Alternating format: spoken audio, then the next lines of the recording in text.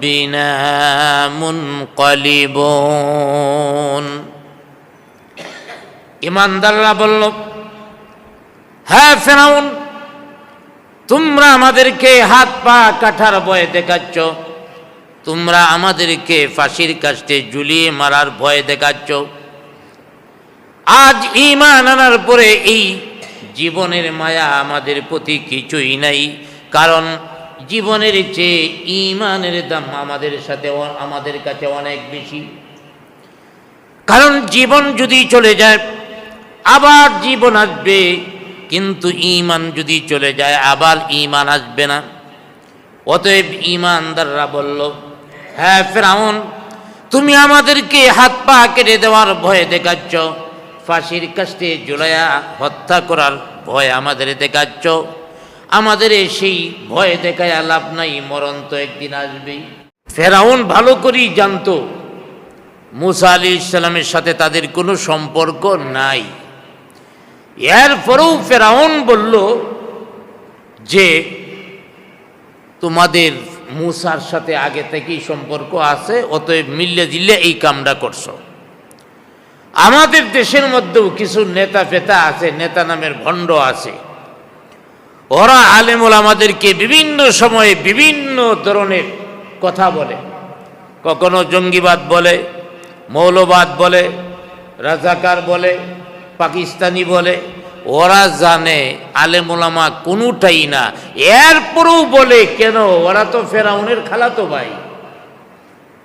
ফেরাউনের যেমন এছাড়া আর কোনো বক্তব্য ছিল না।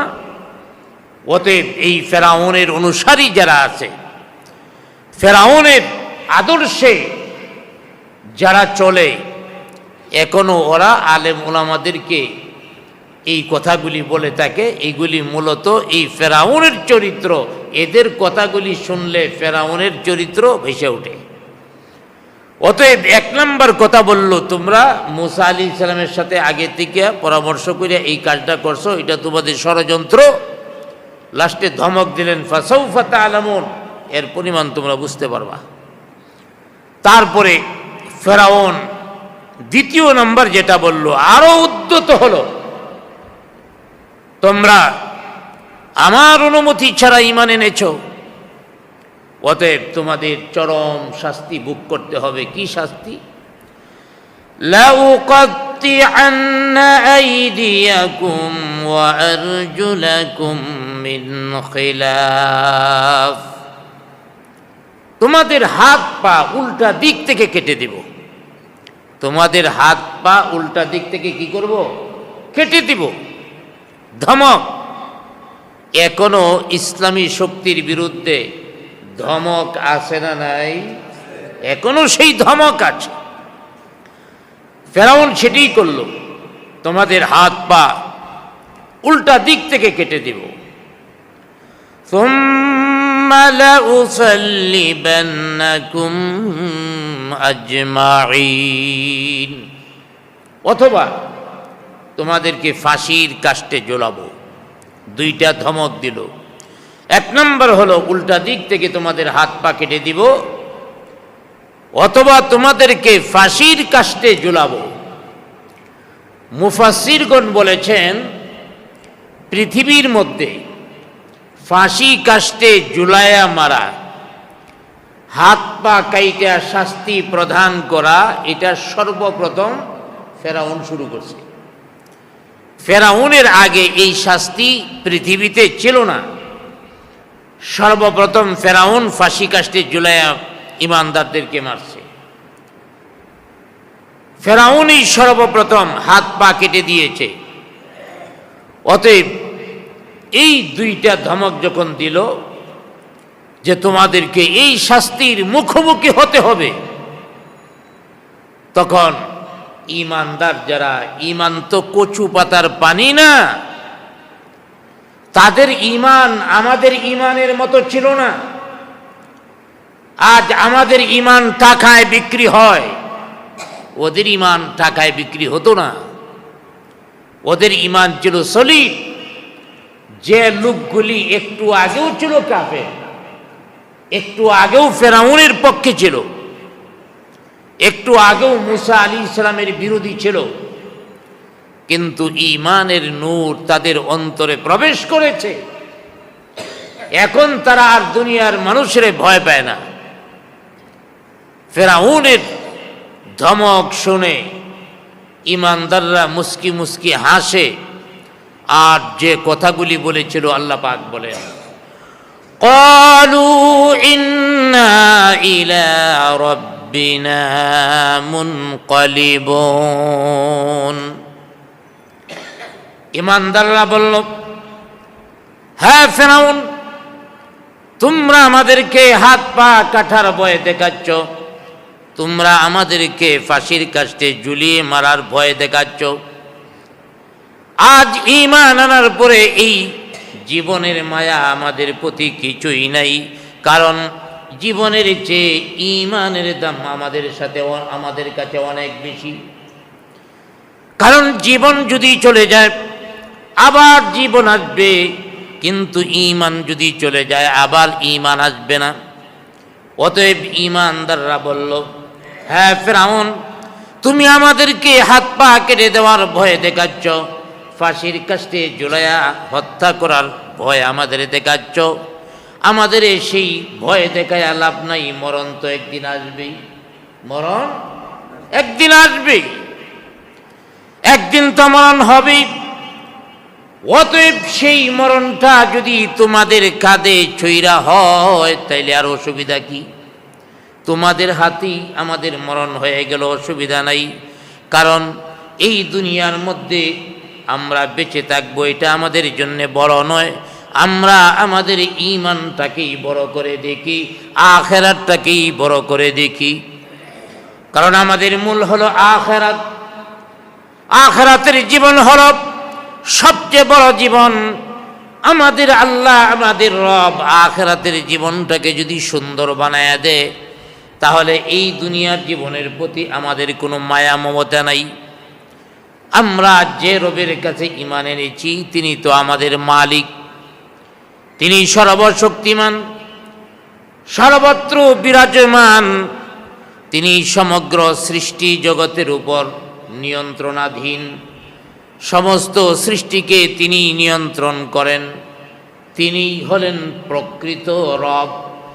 অতএব সেই আল্লাহর উপরে ঈমান এনেছি, বিশ্বাস করেছি আল্লাহর ইচ্ছা ছাড়া দুনিয়ার মানুষের কোনো ক্ষতিও করতে পারে না, কোনো উপকারও করতে পারে না। অতএব আল্লাহর ইচ্ছা যদি হয় এখানে আমাদের মরণ, তাহলে আমাদের ভয়টা কিসের? আর এই দুনিয়া তো আমাদের শেষ নয়, আখিরাত হলো শেষ জীবন। অতএব আখিরাতের জীবনটাকে প্রাধান্য দিলাম। এই কথা বলে নাই ফেরাউন তোমার বিরুদ্ধে যুদ্ধ করব, তুমি আমাদের কিছুই করতে পারবে না। এরা জানে ফেরাউন প্রচণ্ড ক্ষমতার অধিকারী, অতএব এখন মারলে মারতেও পারে, অতএব এখন যদি মেরেও ফেলে অসুবিধা তো নাই, এটা দুনিয়ার জীবন। এই জন্যই তারা বলল, ক্বালু ইন্না ইলা রাব্বিনা মুনকালিবুন। অতএব তোমাদের মাধ্যমে যদি আমার রবের কাছে আমরা যাই, অসুবিধা কি? আমাদের রবের কাছে তো যাইতেই হবে। তুমি ইচ্ছা করলে প্রতিশোধ নিতে পারো। ওয়ামা তানকিমু মিন্না ইল্লা আন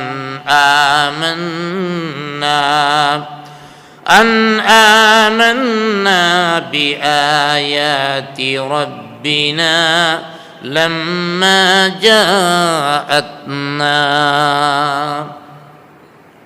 ঈমানদাররা বলল, হ্যাঁ ফেরাউন, ওয়ামা তুনকিমু মিন্না, তুমি আমাদের থেকে প্রতিশোধ নিতে পারো, প্রতিশোধ নিবা।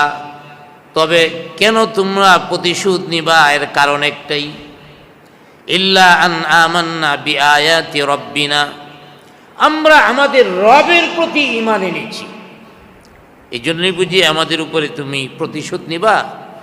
আর আমাদের রবের উপরে যে ঈমান এনেছি, নিদর্শনের উপরে ঈমান এনেছি, লাম্মা জাআতনা, সেই নিদর্শন তো আমাদের কাছে আসছে, আমরা দেখেছি, সত্যটাকে আমরা দেখেছি, তারপরে ঈমান এনেছি। জাদুঘররা বুঝতো ফেরাউনের ক্ষমতা আছে, আমাদের এখন মারতে পারে। এরপরও ফেরাউনের সামনে জবাব দিল, ফেরাউন হয়তো তোমার বিরুদ্ধে এখন আমরা মোকাবেলা করতে পারবো না, তুমি দেশের প্রেসিডেন্ট, প্রচন্ড ক্ষমতার অধিকারী, কিন্তু মনে রাখবা আমার আল্লাহর চেয়ে তোমার ক্ষমতা বেশি না। অতএব সেই আল্লাহর উপরে ঈমান এনেছি, অতএব তুমি যা করার করতে পারো। অন্য আয়াতের মধ্যে এই বিষয়টা আল্লাহ পাক এভাবে বলেছেন, ঈমানদাররা কি বলেছিল, فاقض ما أنت قاض إنما تقضي هذه الحياة الدنيا। ঈমানদাররা বলল, তোমার যা করার তুমি করো, তবে তুমি যা করবে ইন্নামা তুকদি হাযিহিল হায়াতুদ দুনিয়া, এই দুনিয়ার জগতেই করতে পারবে, আখিরাতের জগতে কিছুই করতে পারবে না। এই দুনিয়ার জগতে তুমি যদি আমাদেরকে হত্যা করো কোনো অসুবিধা নাই, এই দুনিয়ার জিন্দেগি আমাদের শেষ হয়ে গেল। অতএব আখিরাতের জিন্দেগিতে যদি সুখে থাকতে পারি এটা আমাদের চাওয়া। অতএব ঈমানদাররা ফেরাউনের থেকে দৃষ্টি ঘোরায় নিল, অর্থাৎ ফেরাউন তোমাকে তোয়াক্কা করা আমার দরকার নাই, বেশির চেয়ে বেশি আমাদের মেরে ফেলতে পারবা, এর চেয়ে বেশি কিছু না। ফেরাউন থেকে দৃষ্টি ঘোরায় নিল, আর নিচের থেকে দৃষ্টি নিয়ে রবের কাছে তারা দোয়া করতে শুরু করলো, রব্বানা আফরিগ আলাইনা সাবরা ওয়া তাওয়াফফানা মুসলিমিন। আল্লাহ পাক এই আয়াত নাযিল করে আমাদেরও জানায় দিয়েছেন, তোমাদেরও যদি এমন বিপদের সম্মুখীন হতে হয় কি করবা, ধৈর্য ধারণ করবা, আল্লাহর কাছে দোয়া করবা। ঈমানদাররা বলতে আরম্ভ করল, রব্বানা আফরিগ আলাইনা সাবরা, ওগো আমাদের রব, ফেরাউন যে জুলুম আমাদের উপরে করতেছে, এই জুলুমের মোকাবেলায় আমরা যেন ধৈর্য ধারণ করতে পারি, সবুর ইখতিয়ার করতে পারি, এই তৌফিক আমাদের দাও। ফেরাউনের জুলুমের কারণে যেন আমরা ধৈর্যচ্যুত না ঘটে আমাদের। ওয়া তাওয়াফফানা মুসলিমিন, আর ইসলামের উপরে আমাদের অটল থাকার তৌফিক দাও।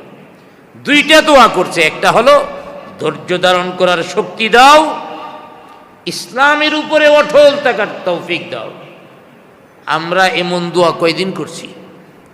আমাদের সবুর করার শক্তি দাও, আমাদেরকে মুসলমান হিসাবে প্রতিষ্ঠিত রাখো।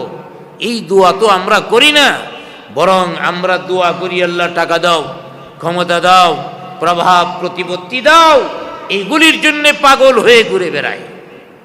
কিন্তু মনে রাখবেন, ঈমানদাররা এই দোয়া করে না। ঈমানদারদের মূল হলো আখিরাত, যার কারণে যখন এই জুলুমের মুখোমুখি হয়, নির্যাতনের মুখোমুখি হয়, আল্লাহর কাছে দোয়া করে, আল্লাহ এই জালেমদের নির্যাতনের মুখ সামনে আমরা যেন ধৈর্য ধারণ করতে পারি, ইসলামের উপরে আমরা যেন অটল থাকতে পারি, সেই তৌফিক দান করো। আমার ভাইয়েরা, অতএব ঈমানদাররা যখন এই কথা জানায় দিল, ফেরাউন হতভম্ব হয়ে গেছে, কি রে, আম করে তো তোয়াক্কাই করে না, আমার এত শক্তি, এত প্রভাব, যে লোকেরা আমাকে রব বলে ডাকে, রব বানায় বলাইছে, আর ওরা তো দেখি আমাকে তোয়াক্কাই করে না। অতএব ফেরাউন হতভম্ব হয়ে দাঁড়ায় রয়েছে। এর দ্বারাতে এটাও প্রমাণিত হয়েছে, ক্রুদ্ধ হয়ে মূসা আলাইহিস সালামের থেকে প্রতিশোধ গ্রহণ করবে এই সাহস ছিল না। কারণ ফেরাউনও বুঝতে পারছে যে মূসা আলাইহিস সালামের সাথে বেশি বিয়াদবি করলে উভয় নেই। ভণ্ডরা কিন্তু এটা বুঝে। দেখবেন এই যে ট্রাম্পে একটা বোমা ইরানে মারছে, মাইরিয়া দ্রুত জাহাজ টাহাজ সব সরায় নিছে, নিয়ে চীনের কাছে ফোন করে, রাশিয়ার কাছে ফোন করে, কারণ জানে মুসলমানরা মরবে কিন্তু ভাগবে না।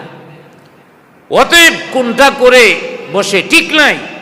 এখন চীনেরে ফোন করে বলে দেখুন একটু সমঝোতা করিয়া দেওয়া যায় কিনা, আবার রাশিয়ারে ফোন করে, ইরানকেও ফোন করে সমঝোতার জন্যে, অর্থাৎ একটু বেড়াগিরিও দেখাইলো, আবার বেশি বাড়ে না, কোনটা হয় ঠিক নেই। কাফেরদের অন্তরে এই ভয় সব সময় থাকে। এই ভয় ফেরাউনের ভিতরেও ছিল। মুসা আলাইহিস সালাম থেকে যে কোনো প্রতিশোধ নেবে, তার কারণেই তো এই অবস্থা, তার মান সম্মান সব চলে যাচ্ছে।